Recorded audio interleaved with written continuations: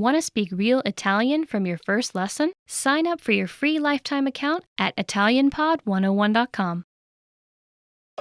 There are a lot of people working to learn another language, but there are also a lot of people who grew up speaking 2 or more languages without even thinking about it.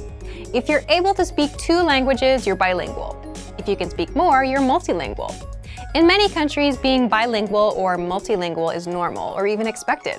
But in some countries, people grow up speaking and learning 1 language. If you speak 1 language, you're monolingual. So, what can monolinguals learn from bilinguals or multilinguals?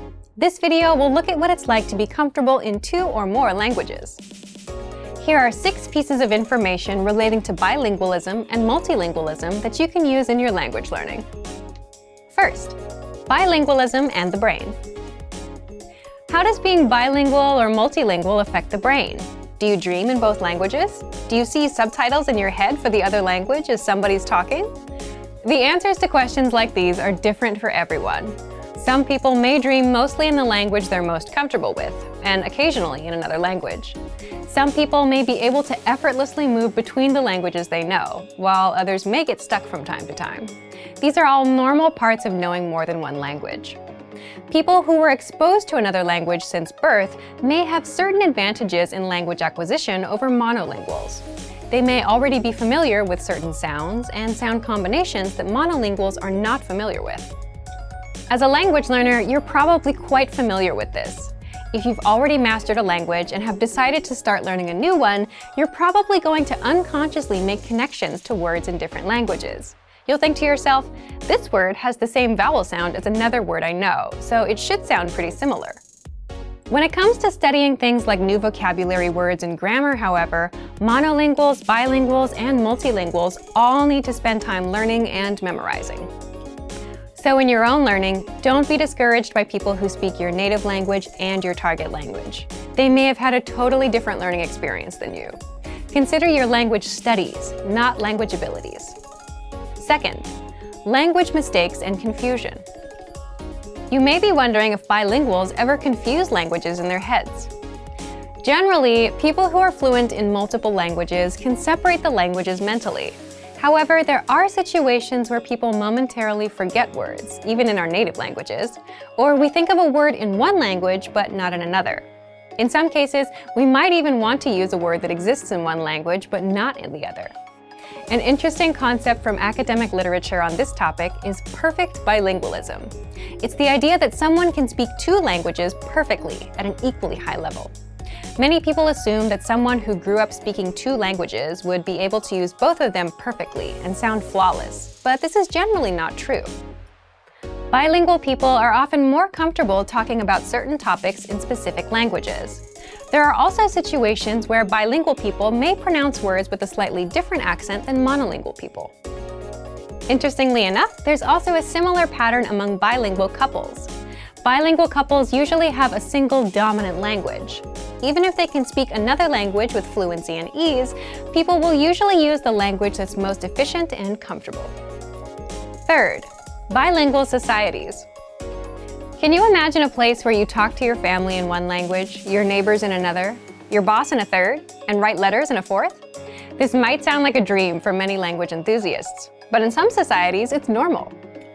This type of multilingual society occurs on border regions all throughout the world.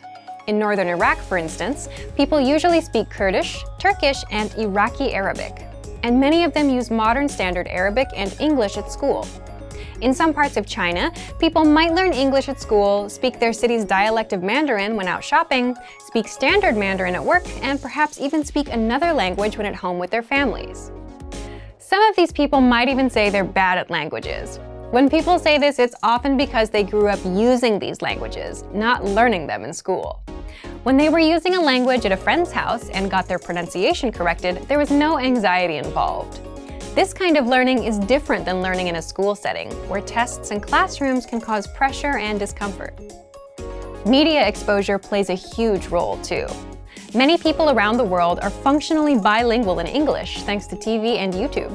Sometimes parents, even in societies where people speak several languages, will put on educational English videos for kids to watch. But what's even more fun is something that's enjoyable for the kids that's already in English. You can do this too as an adult language learner. There's a time and a place for coursework, but if you're able to shut off the learning part of your brain and simply absorb content you're interested in, you'll be surprised at what you can pick up after a couple of months. Fourth, heritage languages. You might know someone from an immigrant family who speaks a different language at home than they do with everybody else.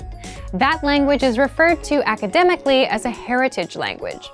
Basically, a language that someone learned at home without using it very much anywhere else. You can imagine that such an arrangement would produce huge variation in language ability. Some people have heritage languages that they learn from visiting their grandparents once a week. Others learn through rigorous homeschooling routines enforced by their parents. Heritage learners often have some marked differences in their speech compared to speakers who grew up in a monolingual environment. They might have an accent that's affected by the dominant language they grew up with. Or they might feel uncomfortable using some grammar or vocabulary that they're not as familiar with. But on the other hand, they might be able to smoothly use things like tone, grammatical gender, and other aspects of language that are extremely difficult for learners to master. Their listening comprehension is also likely good. Another big difference is in reading and writing. You probably don't remember, but reading and writing took time to learn. It may be difficult to motivate yourself or a child to learn to read or write in a new language, especially if that language has a different and complicated script. We may be tempted to rely on the reading and writing skills we already have instead of learning something new. If you have a heritage language and you're working on reactivating it, be kind to yourself. Maybe you feel like you should know how to read or write in your heritage language, but you don't. And that's okay.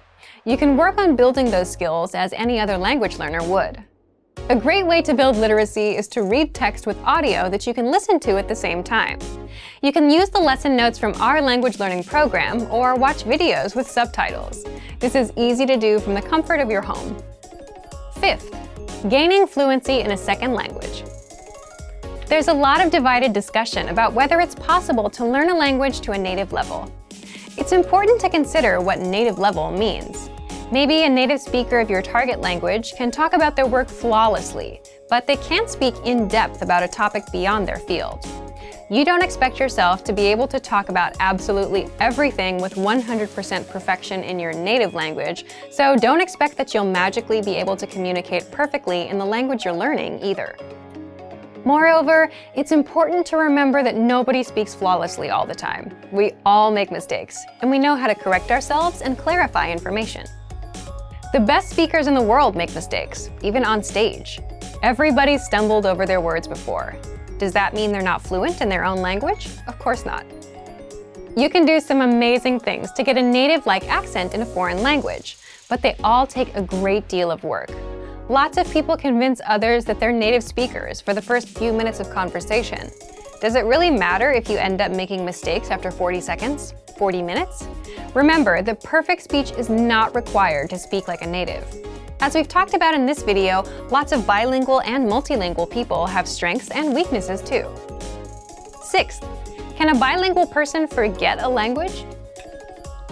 Language skills can deteriorate over time if they're not used. If you're very busy with one language and rarely use the other, you might see a drop in your abilities in the language you don't use as often. Completely forgetting a language takes a very long time though. While you might forget a word here and there in one language, you likely won't lose a language completely unless you don't use it for decades. This is something to think about for anyone who is considering spending their life in another country. Make sure to keep your language skills up. Otherwise, as time goes on, things may be harder and harder to remember. Being bilingual or multilingual is pretty interesting. A lot of language learners compare themselves to bilinguals or multilinguals. Remember that bilingual and multilingual people put in work too, when they were kids. So don't feel discouraged if it seems like your own learning is slow. It simply takes time, and that's true for everyone. For even more tips and information related to language learning, check out our complete language learning program. Sign up for your free lifetime account by clicking on the link in the description.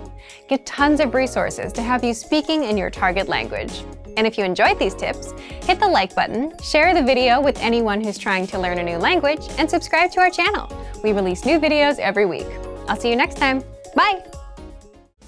Want to speed up your language learning? Take your very first lesson with us. You'll start speaking in minutes and master real conversations. Sign up for your free lifetime account. Just click the link in the description.